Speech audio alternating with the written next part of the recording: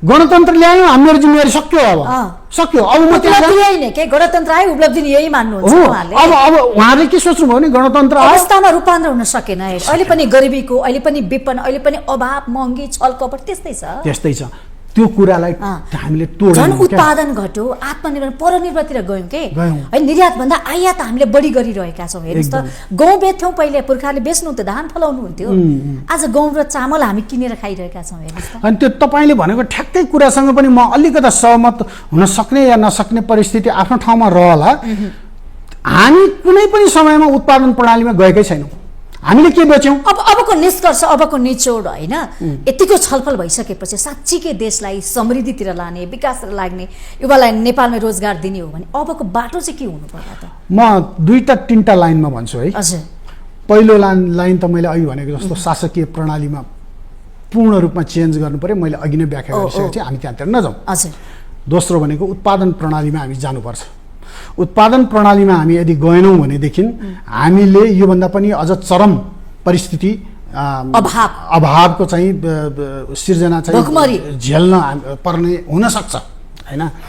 अनि तेस्रो भनेको चाहिँ के हो त भन्दाखेरि आफ्नो देशमा भएको युवाहरूलाई विदेशमा चाहिँ रोजगार या बेच्ने भन्नुहोस्, कुनै पनि चाहिँ कुन भाषाबाट तपाईँलाई चाहिँ सजिलो लाग्छ त्यो गरेर त्यहाँबाट चाहिँ आएको पैसाले हामीले देश चलाउने बाटोतर्फ हामी चाहिँ अग्रसर छौँ। तपाईँले सोच्नु होला यो सब चाहिँ गणतन्त्रमा मात्रै आएको होला। एउटा कुरा तथ्य त के हो भन्नुहुन्छ भने एकजना मान्छे एयरपोर्ट पुग्दाखेरि त्यहाँ चाहिँ 20 जना मान्छे पुर्याउन गएका हुन्छन्। त्यसको हुल आजभोलि के छ भन्नुहुन्छ नि, मेरै पालामा मोबाइल र क्यामेरा भन्नेको पहुँचसम्म म थिइनँ होइन। तपाईँ जाँदाखेरि म जाँदाखेरि होइन, त्यो म पहुँचमा म थिइनँ होइन।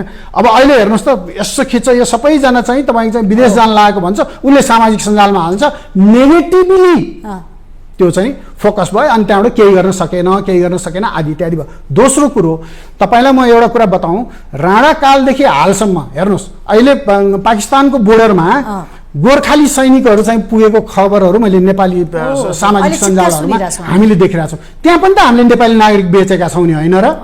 त्यतिखेर राणाहरूले एकजना व्यक्ति पुगे बापत सुनका मोहरहरू के आदि इत्यादि लिएर नेपाली नागरिकलाई चाहिँ बेच्ने चलन पनि त यो चाहिँ तपाईँ चाहिँ राजतन्त्र कालदेखि नै हो नि होइन र?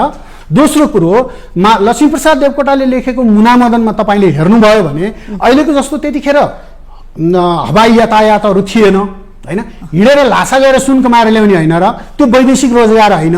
आज गणतन्त्रले मात्र सिर्जना गरेको, भाष्य सिर्जना गरेर गणतन्त्रलाई चाहिँ तपाईँको चाहिँ पतन गराउने चाहिँ एउटा चाहिँ मार्गतर्फ चाहिँ सकिन्छ कि भन्ने हो। गणतन्त्र भनेको त नागरिकको तन्त्र हो नि। तर सच्याउन सकेन भने प्रवृत्तिलाई किन सच्याउन सकेन, देशमै किन युवालाई रोक्न सकेन भन्ने हो के?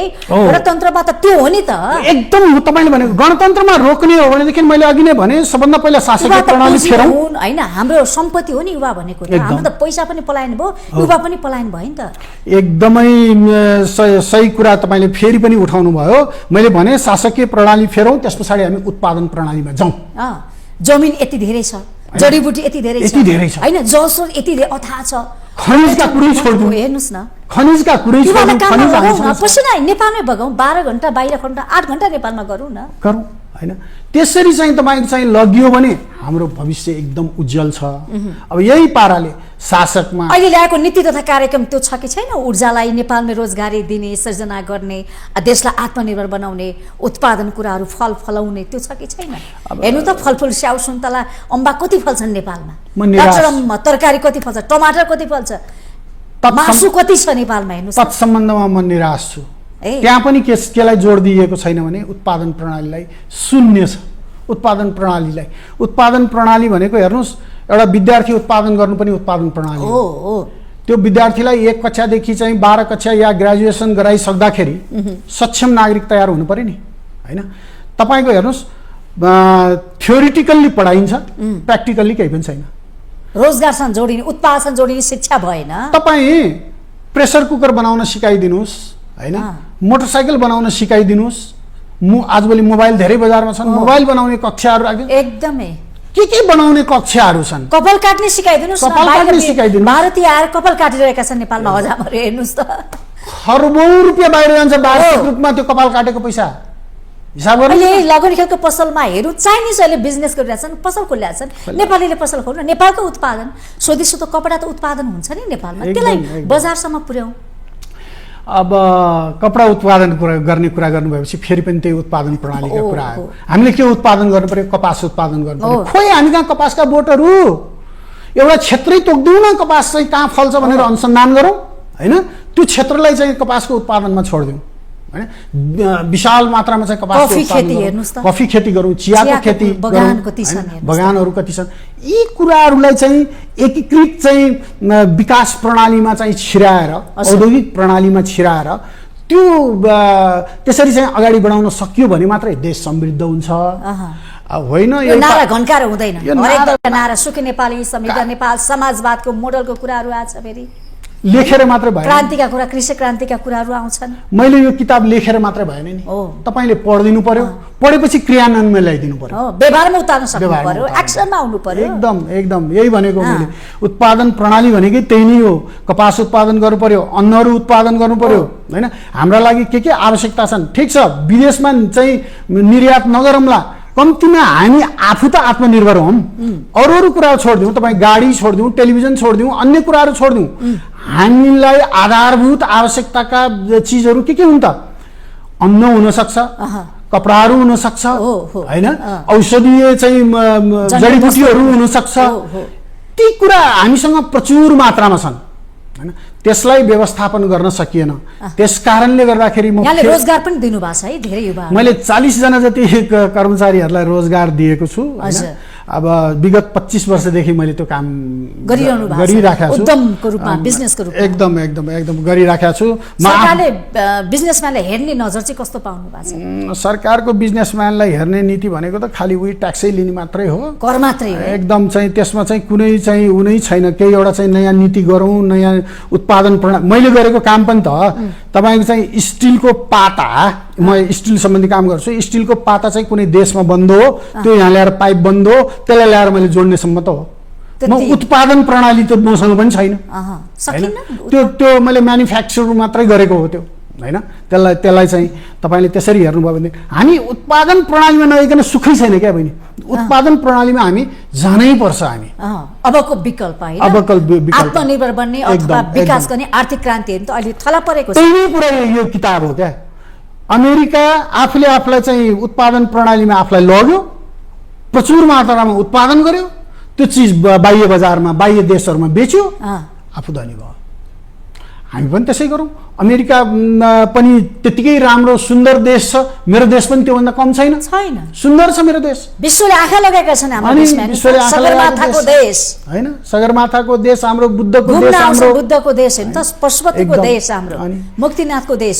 त्यस कारणले गर्दाखेरि यी कुराहरूमा हामी फोकस गरौँ। सबभन्दा पहिला राज्य प्रणाली चेन्ज गरौँ, प्रत्यक्ष कार्यकारी राष्ट्रपतीय प्रणालीमा जाउँ, त्यस पछाडि त्यहाँबाट आउने शासकहरूले उत्पादन प्रणालीलाई जोड दिउन्, उत्पादन प्रणालीमा आम नागरिकहरूलाई चाहिँ समावेश गराइयोस् होइन। सबैजना रोजगार सिर्जना गर्ने भने त त्यो हो नि, प्रधानमन्त्री कार्यक्रम भनेर चाहिँ त्यहाँ चाहिँ त्यो रैतीहरूलाई चाहिँ घाँस काट्न लगाएको जस्तो चाहिँ रैतीहरूलाई चाहिँ तपाईँ चाहिँ घाँस काट्न लगाएर दिनको 1500 दिएर रोजगारी सिर्जना हुने हो र होइन नि?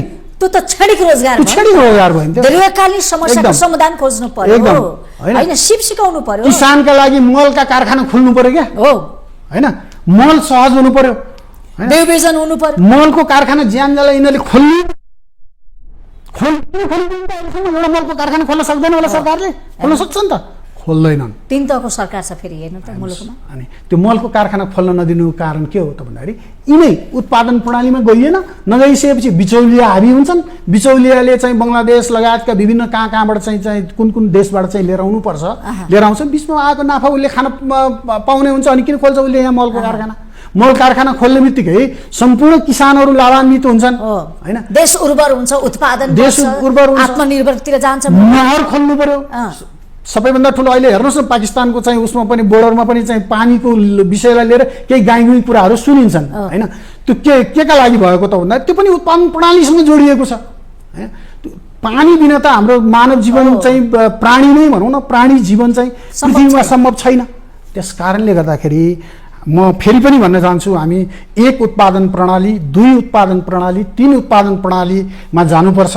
आवश्यकताका चिजहरू हुनुपर्छ भन्ने मलाई लाग्छ। यो विशेष संवादको लागि जुन समय दिनुभयो त्यसको लागि धन्यवाद छ यहाँलाई। हस्, धन्यवाद, नमस्कार। हजुर, कार्यक्रम आजको सन्दर्भमा हामीले बोलाएका थियौँ एकजना लेखक तथा सामाजिक अभियन्ता, सामाजिक क्षेत्रमा विशेष योगदान पुर्याउनु भएको, विशेष गरी चेलीबेटीहरूलाई बेचबिखनबाट कसरी जोगाउन सकिन्छ उद्धार गर्दै आउनुभएको र उद्यमी पनि हुन्छ। उहाँले करिब 40 जना भन्दा बढीलाई पनि रोजगार दिइरहनु भएको छ र मुलुकलाई चाहिँ अब रूपान्तरण गर्नुपर्छ। धेरै व्यवस्थाहरू आए, धेरै कुराहरू कालखण्डमा धेरै कुराहरू हामीले बेहोर्यौँ। अबको चाहिँ कार्यकारी राष्ट्रपति, प्रत्यक्ष कार्यकारी राष्ट्रपति चाहिँ आजको विकल्प हो भनेर उहाँ लेखिरहनु भएको छ। यो लेखलाई चाहिँ विश्व सामु उहाँले पुर्याइरहनु भएको छ र युवालाई देशमा रोजगार दिनको लागि उत्पादन प्रणाली आजको आवश्यकता भनेर उहाँले भनिरहनु भएको छ। यही सेरोफेरोमा रहेर उहाँसँग हामीले बहस गरेका थियौँ। कार्यक्रमबाट म पनि बिदा हुन्छु। माउन्टेन टेलिभिजन HD हेर्दै रहनुहोला। नमस्ते।